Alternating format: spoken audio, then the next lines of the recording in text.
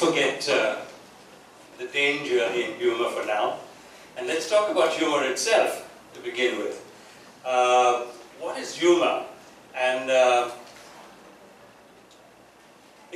think it's a form of art, like writing, like painting, or a performance. It's a form of art with a twist. So I'd like to ask you your views on humor, and you as well. And how is it that you decided to get into this field? Because you have skills, you have writing skills, you have drawing skills, you have all the skills that other writers and other artists have. But you decided to move into humor. Why did you do that? Because does it? I mean, I do believe that writing humor is a different form. In fact, calls for a different sensitivity than writing anything else. For instance, I don't know if Salman Rushdie or Arundhati Roy were good writers. Generally, would they be good humorists? Unintentionally, yes. Yes, there you have your first bit of humor. So tell me your points of view on humor, and how is it that you decided to sort of skew your writing, your art, into the funny zone? We can start with you. I think I always had the affinity to make people laugh. So I thought, kind of branched it out into, like, from scribbling on my school books and drawing pictures of the teachers and other students. I branched out into, I thought that people found it a bit funny, and when you start talking about, when you illustrate incidents, through words, and people laugh, and you have the affinity to do it. You know that you can make people laugh. You can be engaging with words.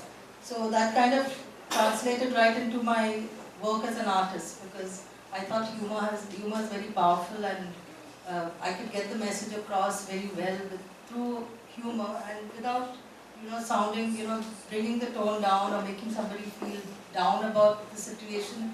They can laugh at it and understand something else via the humor. If you don't mind, I'll read out a bit from one of the books. Okay. And I think it will give you the perfect answer as to why I became a humor writer.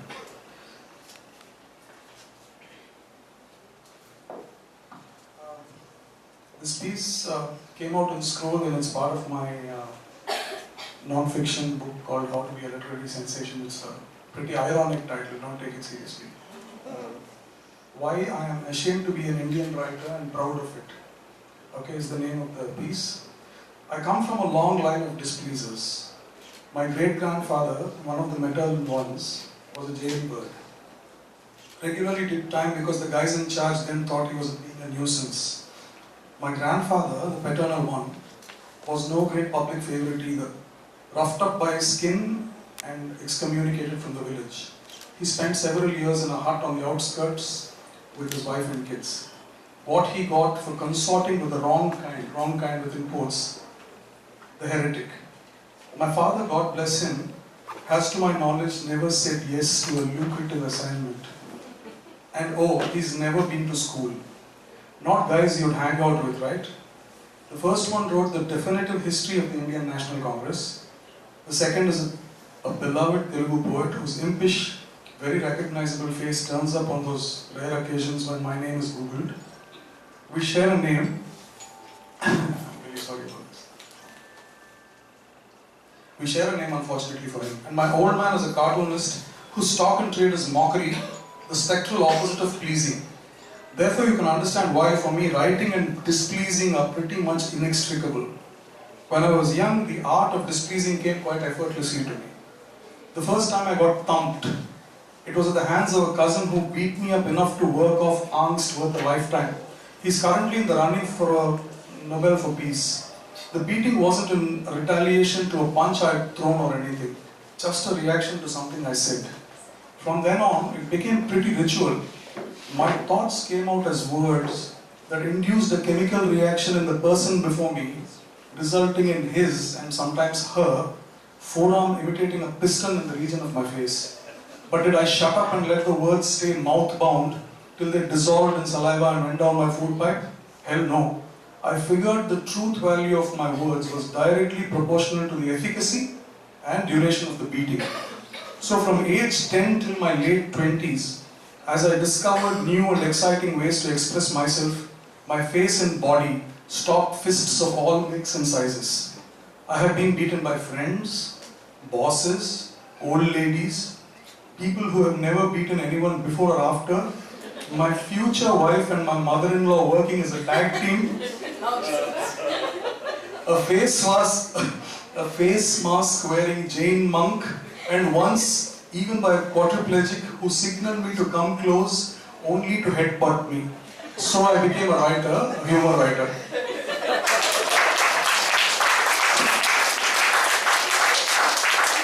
Well, this book is full of stuff like this, so you better go out and...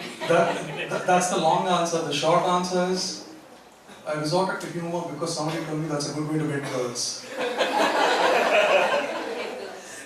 Yes, but you know, I wanted to keep the dangerous part of humor for a little later, but he sort of muddled into it right away. Oh, I've got to use this. Okay, tell me, what does it take to, to twist a simple, innocent line that somebody like Arundhati Rai would write into something that P.G. Woodhouse or you would write? Thank you for putting P.G. Woodhouse and me in the same breath. The thing is that I can tell you where it came from for me. I don't know how it works for different people. Most often, actually you realize later in life what it is, but why it came to me, why I learned or it became natural for me to twist things was because I came from a family of poets and writers and cartoonists, as I mentioned. My humor was valued at home. You know, my grandfather and my father never had a straight reply to anything. That was mostly because they wanted to avoid responsibility. That's a different thing. But they never ever had a straight response to anything, and I found myself, you know, in spite of disagreeing with them completely, laughing. And it was valued. I figured it was valued.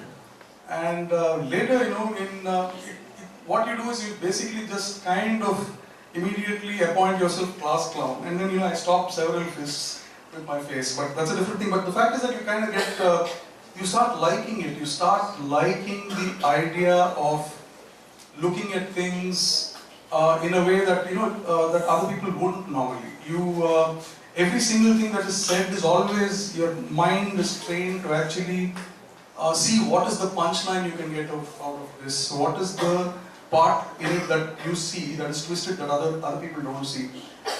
But what it really is, you figure out a little later in life, is that humor, most like, you know, most other things that are any a strong facet of anybody's personality, is basically self-defense.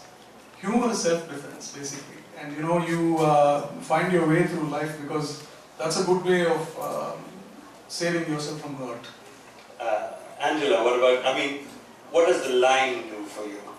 The straight and crooked line, how does it get funny? I think when you say you can, you live by your wits.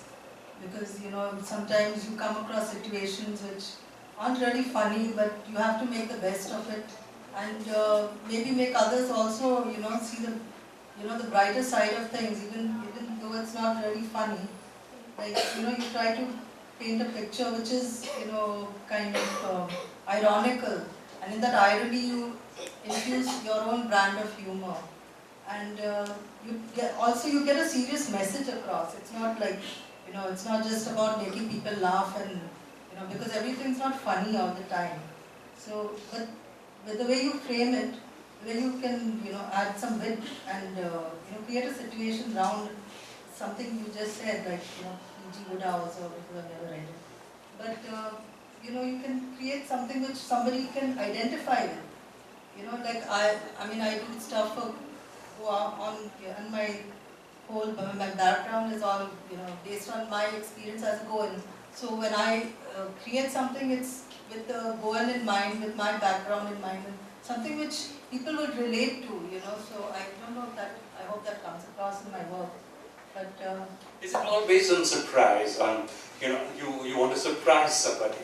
Is it? I mean, you take something simple and you twist it into a surprise, and that surprise eventually turns out to be something. Hey, that's absolutely right. Is it the rightness of something which is shocking? Definitely. I mean, humor and horror, I mean, that's the whole thing. They both work on the element of surprise, the punchline, so to speak. And the reason one does that is because, you know, the fact is that humor, the most integral element of humor is truth. And if it's not based on truth, I found anything that's not based on a solid foundation of truth unfunny. It's funny only when it's based on truth. And when you have a way of you know, presenting the truth in a slightly different way, then you know, that's what you save for the punchline. Usually, if it's a shorter piece, or depending on, you know, you learn how to twist something to suit you depending on what you're doing. If you're doing a play, it's in a particular way. You're doing a full-length novel, then it's another way. You do the discipline of doing short pieces, you know, columns. I find that very challenging. Where, you know, you have to keep you have to keep the laughs coming right through. You need. I keep thinking that the laugh has to come. You know, there has to be a laugh in every paragraph, if possible in every line.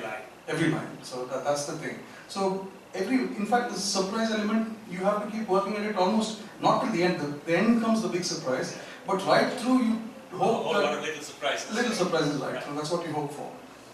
If you do that, then you're successful piece. that's for writing, but as a cartoonist, I have just one square, one rectangle, and in that I have to communicate exactly whatever the news is or whatever I want to say within that, visually. So there is no luxury of writing or, you know, going around it and then coming to the point. It has to be, my work is more visual, so within that visual I have to, you know, communicate whether it is funny or however I wish to, you know, show it. So there are two different aspects to like humor also. It's not, we all can't, I mean, we don't have to write paragraphs to come to that conclusion. Okay, humor is all about everything from a smile to laughter. So it's laughter. So humor makes you laugh. It makes you laugh at, or it makes you laugh with. Okay, now let's take laughing with. I think most of the time, most of the time, I think we see humor laughing with. I think especially, I mean, cartoons may be different. Humorists write so that readers can laugh with them. So in a way, the laughter is a kind of applause. You know, it's almost saying it's an applause, and it's also a kind of participation in the humor. For instance, if I have caught a joke, I laugh and I pat myself on the back for having caught the joke. It's like the wah-wah at a khayal recital. You say wah because, one, you've appreciated that twist in the rag, but you say wah also to yourself, I got that. And it's the same thing with a joke. You hear a good joke, you caught the joke, and you pat yourself on the back by laughing at it. Okay? But how much of that kind of humor do you write? Participative humor. I think that the most important part for a humor writer, cartoonist, anybody, is the fact that you got to start laughing at yourself first. You got to be the first subject of mockery. If you don't, then I don't find writers or cartoonists or anybody, I mean, not to be taken literally, but by yourself, I mean that you have to first, wherever you're standing, has to look ridiculous to you, firstly, and only then do you gain credibility. So, that's a very important fact. Then comes the laugh, act, wit, all the things that happen naturally at different times. So the problem that here is that, are we going into the area where... I'm coming to that. Yeah, she can...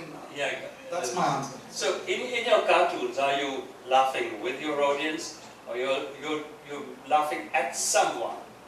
I like to think that I'm laughing, I'm not laughing at anyone because that's not nice, but like probably showing them something which we can all laugh at together collectively. I don't think that that there is something where I can laugh at, because then the wah becomes wah.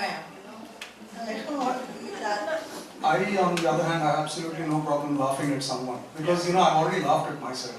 So I don't mind being mean. I don't mind laughing at someone once in a while, and I don't think I believe humor and politeness cannot go together. In fact, one of my editors once told me, Krishna, when my first book was more of a it was more of a family saga where the people who were ridiculed were my own extended family and so on, and fiction basically, though most of them didn't believe it. When the book came out, and it was mildly appreciated, and I wrote another book in which the film industry was criticized, about intellectual property theft. And then when my third book came out, and I gave it to my editor, she said, Krishna, basically I think you should tone down your humor, maybe it should be a little more polite. I said, that's because I'm laughing at all of you. My book is called How to Be a Literary Sensation, and I'm making fun of the publishing industry, and I'm making fun of writers, and I'm making fun of lit fests, and I'm making fun of editors, I'm making fun of journalists, I'm making fun of the audiences, and that's what I'm doing. And so, no, but you can be a little more polite. And I said, listen, that's like asking a caricaturist to make the nose of a subject just a little smaller, or like asking someone, can you be mildly dead? You can't be. You can either be totally into it or not at all. So that's the way I go about it. Yeah, that brings us to, when you're laughing at somebody, actually, this whole thing, laughter, is about clowns and about jesters. You have a clown and you have the court jester. The court jester is probably a little more than a clown. He is probably a combination of clown and philosopher. And court jesters, in fact, walked a very thin line, because if they went one way or the other, they could have their heads chopped off. So even there, you had the dangerous part of humor. So when you're laughing at somebody, you're sort of making a clown. You're laughing at the clown, but the clown laughs at himself. And that's where we can get into the line of danger. For instance, take an absolutely extreme case where I think in this whole laughter business, you have on the one side a stimulus and a response. You have a sender and a receiver, and so you have. I think you've got to consider the sensitivity of the sender and the sensitivity of the receiver as well. So if you don't consider, if the sender doesn't consider the sensitivity of the receiver, he can be in big trouble. For instance, in the Charlie Hebdo cartoon things, that was very funny for some, but it was very unfunny for some others, and we saw where that led it. Today, humor can be a very powerful instrument. I believe that a lot of today's politics, in fact, I've got where it is because of humor. I think humor is like a sword. You have the hilt, which is glittery with the gems of laughter, but its blade is sharp. And we know that some people can use this very well. Okay, now if I tell you a whole lot of Rahul Gandhi jokes, there are so many on the internet. Will you laugh? You will laugh. sort of, have you heard of Modi jokes? Will you laugh? Yes? But a lot of people will be afraid to laugh in public. Is it? Now that's where you come to this whole thing of the danger of humor. What do you think of that now? See, the fact is that if you, as I, my piece that I read out in the beginning, I think makes sense now. I think to be a writer itself, I think one has to essentially be a displeaser. And the piece later goes on into how writers have changed from being displeasers into becoming pleasers, into right now becoming pleasurers, They've come down that much because there are people who ask, there are writers, famous writers, much more famous than I am, who ask their readers, what do you think the character's name should be? What do you think the climax of my book should be? What do you think I should write next, and so on and so forth. But I think you can't be a humor writer or a cartoonist and be for the establishment. I don't think it's a possibility. Whoever the establishment is, and you can't belong to any one particular, you can't be loyal to a party. You got to, the whole idea is the ability to, because nobody's infallible. I have 5 different political parties. Let's take the political scene for instance. Nobody is infallible. Whoever is in charge, they are going to make mistakes that are roughly similar. One can't, say that, with one particular party, I won't make jokes about them. You have to be equal opportunity. That's the thing, And when you do that, that's when you're speaking the truth. Do you see a difference between humor as she was in some years ago, say, and humor today? I mean, the way humor was received a few years ago, and the way humor is received today. I have one very interesting anecdote for that. My father's a cartoonist. He's been a cartoonist for years. In the 1960s, he had a daily political cartoon in Andhra Jyoti in Andhra Pradesh at the time. And I think in Hyderabad, the Congress was having a session. I'm talking about the 1960s. And my father's strip cartoon, it was a strip cartoon. He had a character called Takandar. And Takandar was a guy who was a former landlord, who's lost his money now, post-independent India, and is basically just sitting on his veranda, smoking a cigar and talking about life. So it was a very popular cartoon, and when the Congress session was about to take place, P.V. Narasimha Rao, and by the way, this story has got nothing to do with, I'm not a Congress supporter by any means, I'm no supporter of anyone, but it's just a story about, he asked me about how it was in the old days and how it is now. So I thought it's a good story to illustrate that. So when P.V. Narasimha Rao was then education minister, asked my father, he said, my father's pen name is Bujai. He said, how about you contribute a few cartoons to this souvenir? And my father said, yes, I will, but it will be very difficult for me not to say things about you. He said, no, I'm asking you only because you can say things about us. So he did 7 or 8 cartoons hastily, it was going for print in the next 2 or 3 days. He did a bunch of cartoons for them. They were published. Not only were they published, when I think Times of India reviewed the souvenir, they said, my father's cartoons were the highlight of the Congress souvenir. It should be there somewhere in the archives. The Hyderabad session Congress's souvenir is, if somebody pulls it up, they can see the cartoons. Has your father done any cartooning now in today's regime? Now he hasn't, in the sense that he, basically after political cartooning, I think he found his niche far more in doing stuff for children. So he moved on to children not because there was any change in regime. No change in regime, nothing like that. But even then, the funny part of it is we are talking about humor, danger, offense, sentiments, because we are talking about related subjects. The Panchatantra is 5,000 years old, or so it's supposed to be. And my father has done a fully illustrated version of the Panchatantra, which was serialized in the Illustrated Weekly of India in the 1960s, the only one of its kind, and it was actually the inspiration for Amar Chitrakatha.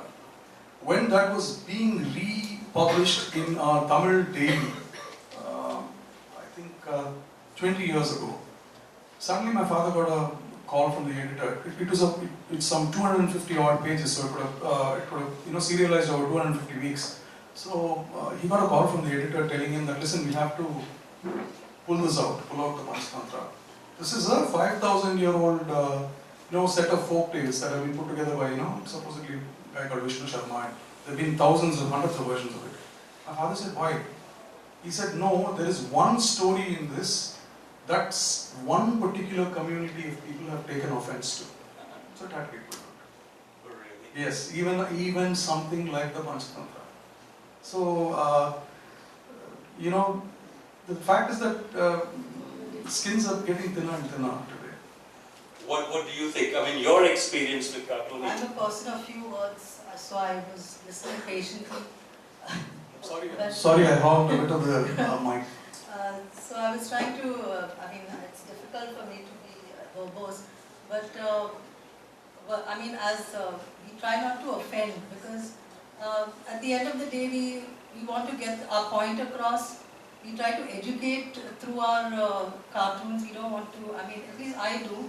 I don't want to, because I've done a cartoon sometime back on when Bezwara Wilson had won the Magsae Award, and I didn't have any reference, so I pulled up something from the net, and I did the illustration, and as I saw how he was dressed, but then someone messaged me and said, you've drawn him with a tika and he's wearing a kurta, that's not how we dress, so it was kind of a, downer for me, because I was not trying to offend anyone. I was trying to, felicitate him through my cartoon, and but so sometimes you step into territory which is not yours.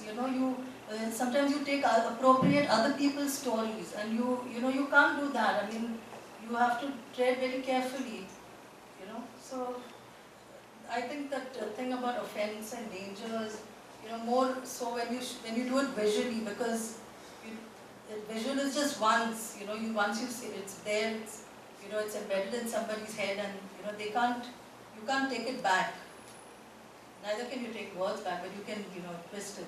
But an image is an image. Yeah, okay, but you're saying you try not to offend somebody. But suppose you have a very good, interesting cartoon which expresses your point of view on a political subject. Would you still express yourself? Definitely I would.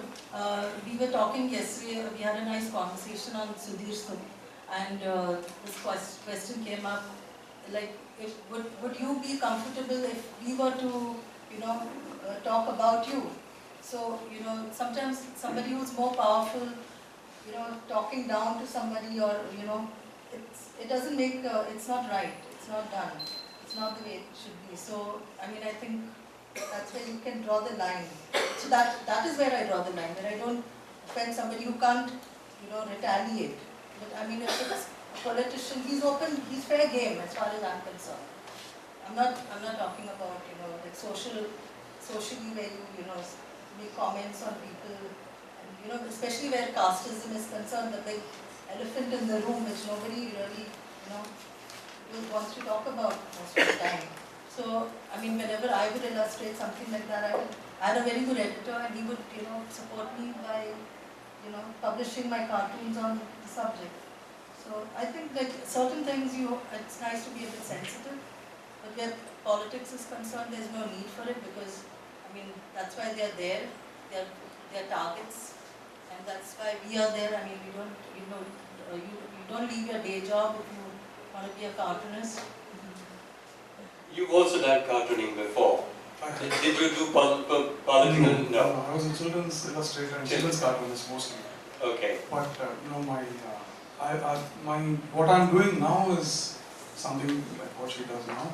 I write a humorous column that's about life, society, and so on. So I do, again, get comments that that aren't people telling me that they're extremely happy with my, my point of view. For instance. Okay. But do you get, for instance, if you've written something which is slightly different from what people expect, do you get hate mail, and do you? I have got serious hate mail. I wrote a piece about when Trump came into power. I wrote a piece for the Hindu, a short piece about welcome back NRI brothers, you know, because he was threatening to send everybody back. So I gave them a list of 10 rules that they need to follow, which were, you know, all very, you know, pretty tongue-in-cheek. None of them was actually, I mean, I don't think anybody could have taken any of them seriously. Can I interject? When you receive hate mail, it means you've arrived. When you're told, it means people are looking at you. I'm waiting to go to jail. I mean, I'll people please say, okay, I've arrived. I don't know about arrival, but I have been getting Don't hate say mail. that lightly. So, but this No, I'm not. particular thing, because it's about NRIs, they're an incredibly sensitive lot, you know. I got, you know, that was shared some 10,000 times on Facebook, this particular article, and I got letters telling me, using the foulest of language, and telling me, Bugger, you're a desperate fellow. You never got a visa to the US. That's why you're really writing. That was the least of it. Other ones said they'll come, they'll do things to my mother, sister, and all kinds of things. I mean, like, really serious stuff. So, You think, I mean, generally, we have lost this sense of irony. I mean, that, you know, I mean, society has, okay, 5 minutes left, lost the sense of irony. Well, that's why you've been smiling. yes, we have You liked what I was saying. No, we have completely lost the sense of irony. And what I wrote a piece about Kamal Hassan in which I was he said there was, you know, something about right wing, left wing, and so on. I said he's found fault with the right wing. So I wrote saying, Mr. Kamal Hassan, you're so wrong. You call us the right wing and then you say we are wrong. How can right be wrong? So it was meant to be most ironic. So one man explained to me, you idiot, you don't know the meaning of right wing. And he gave me the entire reason where the word right wing originated in the letter. What kind of rubbish is Hindu, publishing these illiterate fellows like this full of right wing? Yeah, I think that's the danger. When you don't, So we don't get irony. That's what that's basically. You're right, because I remember I wrote a piece some time ago on soon after the demonetization, and I sort of wrote a tongue-in-cheek piece about how demonetization is really fantastic for us because it's a welcome spiritual exercise. I mean, and if you want to be a spiritually alive person, you have to do sacrifices, mortification, and you've got to think of what kind of mortification and sacrifice you're going to make. But here you have it ready-made, given to you by the government. You have this fine, opportunity to do a spiritual sacrifice, and good thing, very, very good thing. And while it is meant to be tongue-in-cheek, so many of them took them literally. Speaking of mortification, she's looking mortified. She's been holding that board up. 5 minutes. We can throw it open for questions. So after that, we can throw it open to. No. You can throw it open for the next 4 minutes. 4 minutes. Okay, we throw it open to everyone. Any questions? I mean, for instance, why was this session called "The Danger in Humour"? Humour is dangerous. Do you agree that humour in today's this thing is dangerous? Yes, Krishna, this is a very serious question for you. Are you Mathribhutan? No, I'm not. There are lots of people who asked me that, and I felt mildly insulted. But I guess he's much more popular than I am. He or she. So I'm not him or her. If there's a bit out for you, you should say yes. Yeah, probably should.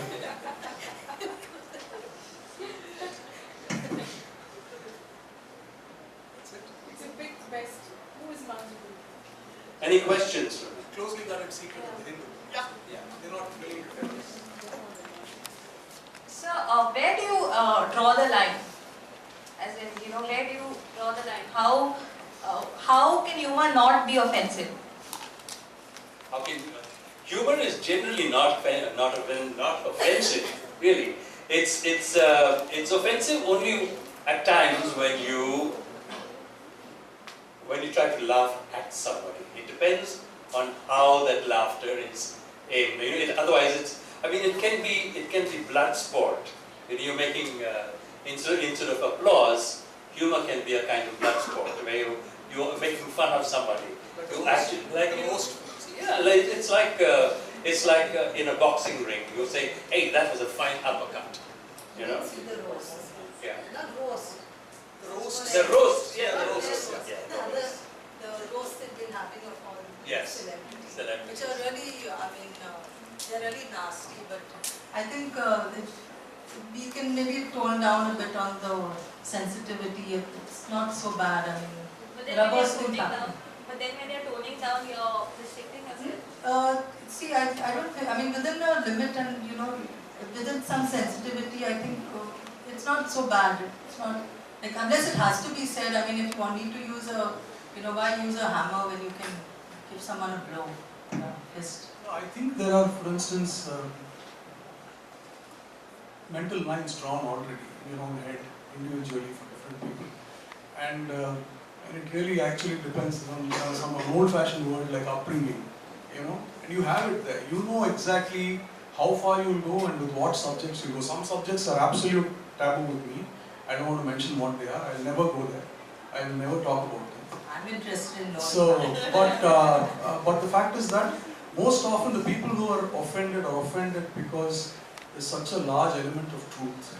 That's what I found. They get offended only when it's truthful, when it hits home. Not because, you know, somebody's being nasty. It's because it's based on a strong element of truth. That's when they get offended. Very true.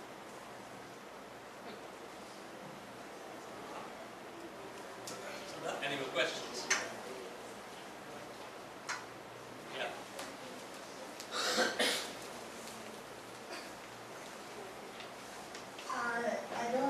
You spoke about humor being dangerous. The biggest danger, I think, is when you write humor which is related to religion. Because now all religions are competitive to become more and more sensitive. So, how much is that influenced by what you feel, your own personal lines as you draw? And how much is it based on what, say, for example, the cartoonist, the editor will allow to avoid the magazine being targeted or the paper being hit? I've never had any issues with anything that I've done on religion, which is very rare because there was one or two things that I did during the time when the church was audited, and like he didn't edit, discard it or anything like that. I mean, there is nothing that one needs to say. I did one on the Babri Masjid also with Advani. I did that. I mean, I think people who have, like you said, some sort of mental strength and upbringing, and within a certain parameter, I think it's okay. There hasn't been any, blowback or anything. I write under my own name. I mean, I use my own name. Although I was asked to do something else, and then I said, if I need another job, how would you know it? Contact me. So I said, please keep my name so I can get another job. Religion, I think, is generally thin ice. I think it's one area where I think you better stay out of. Though I know a lot of, for instance, I know a lot of Jesuits who are very good at telling jokes about the church, and nobody gets offended. They're not malicious jokes, but they tell jokes about Jesuits themselves. So it's the ability of sometimes a community to laugh at itself, like the Sikhs. They would laugh at it. They've also gone to court. I think they've also had enough. They've also had enough. Yeah. Thank you very much, Ivan, Krishna, and Shastri.